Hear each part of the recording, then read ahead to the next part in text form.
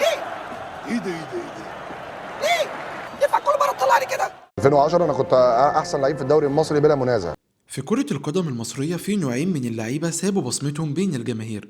النوع الأول ساب بصمته عن طريق أهدافه وبطولاته، والنوع التاني ساب بصمته عن طريق مواقف بره المستطيل الأخضر. هنتكلم النهاردة عن لاعب من النوع التاني، وكان يقدر يكون من النوع الأول بسهولة بسبب كمية الأندية الأوروبية اللي لعب فيها، لكنه اختار الطريق التاني، وهو أحمد حسام ميدو. ميدو اتولد في القاهرة وبدأ مسيرته الكروية مع نادي الزمالك عام 1999، بيلعب في مركز الجناح وشارك في الدوري الأول مرة عام 2000. في نفس العام وهو بعمر ال 17 سنة بدأ مشواره الاحترافي، وأول محطة ليه كانت نادي جينت البلجيكي، واللي ختم الموسم معاه برصيد 11 هدف، علشان بعدها يروح يمضي مع أياكس لمدة 5 مواسم. وبتبدأ رحلته مع أياكس اللي اختصرها في جملته الشهيرة: مرة أنا وصديقي زلاتان.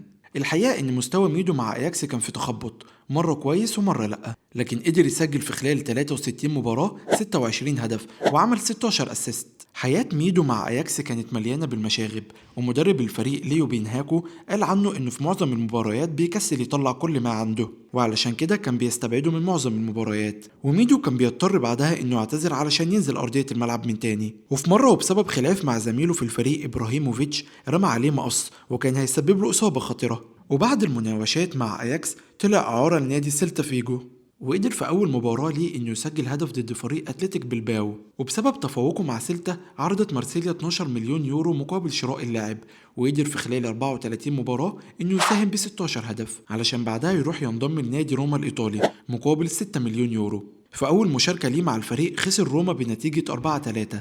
وفي 2005 انضم لنادي توتنهام على سبيل الإعارة، وقدر يسجل في خلال الموسم 11 هدف في 27 مباراة، وكان تاني الهدافين في الفريق. وفي 2008 رجع ميدو لنادي الزمالك. وفي نفس العام حصل أشهر موقف في تاريخ الكرة المصرية بين ميدو والمعلم حسن شحاتة، لما قرر إنه يستبدله بعمرو زكي ضد منتخب السنغال. وطبعا كلنا فاكرين إن عمرو زكي بمجرد ما نزل سجل هدف الفوز اللي أهل المنتخب إنه يوصل للنهائي. وفي عام 2010 استبعد حسن شحاتة ميدو من قائمة المنتخب في أفريقيا، وطلع ميدو في لقاءات كتيرة.